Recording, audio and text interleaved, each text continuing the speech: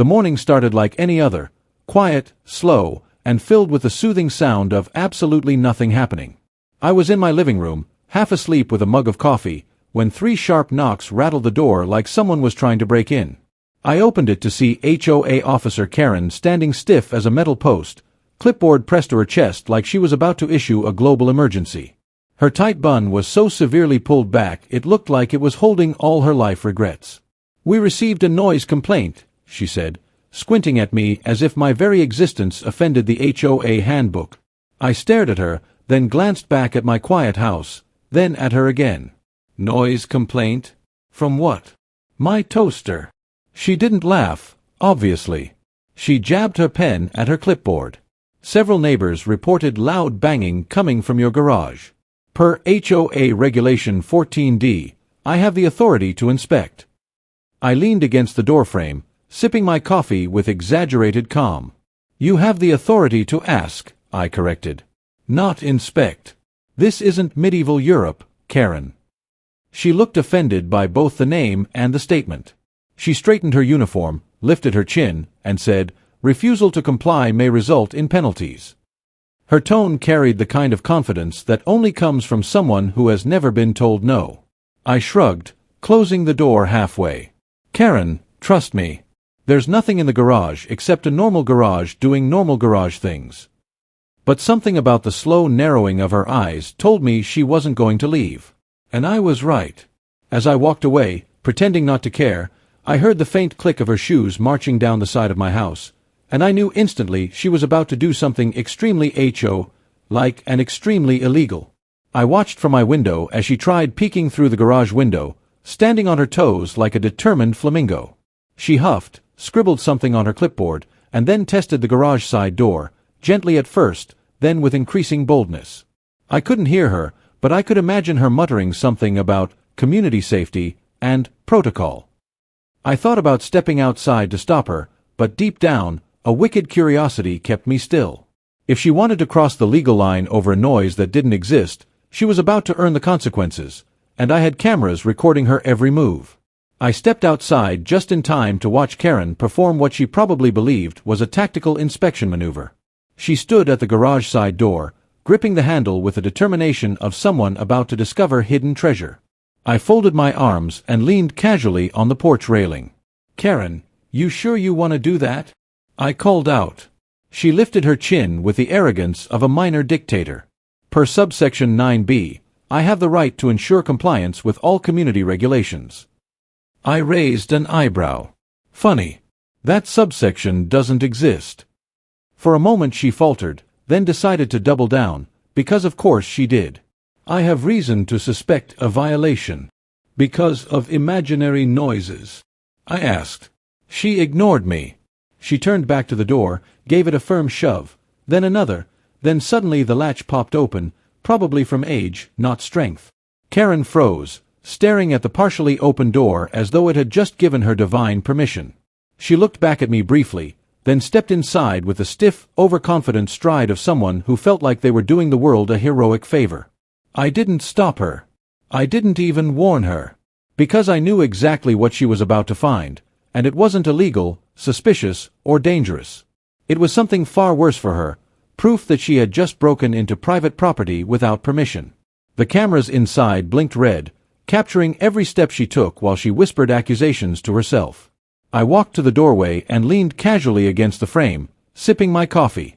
"Anything interesting in there, Karen?" I asked, pretending to sound concerned. She jumped at the sound of my voice, then pointed dramatically toward the wall. "Aha! Just as I suspected." I blinked.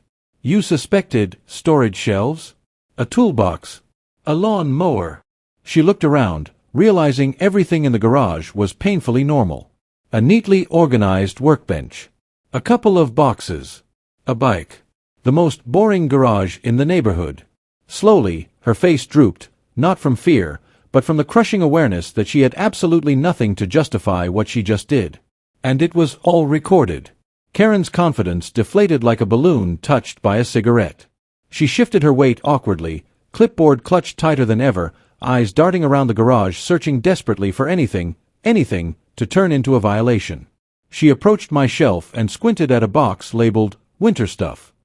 She opened it halfway, expecting contraband, and found gloves. Just gloves. She cleared her throat, stepped back, and tried again with a box marked old cables. More disappointment.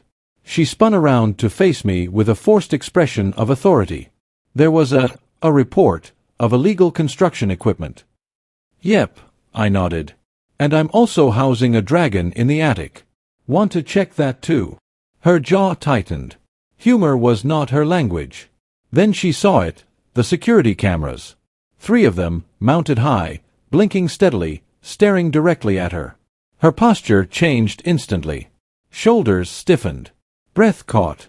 Her clipboard dipped. Are those recording? She asked, voice suddenly much softer. I took a slow sip of coffee. Oh, absolutely. They record everything. Audio too. If a person could shrink into their own clothes, she would have vanished right then. She looked around as if hoping to find an escape route that didn't exist.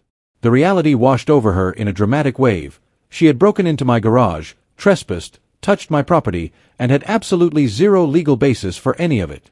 And it was all caught on video. Her knees wobbled. She put a hand on the wall to steady herself. This is highly irregular, she muttered. Yep, I said cheerfully. So is breaking and entering, but here we are.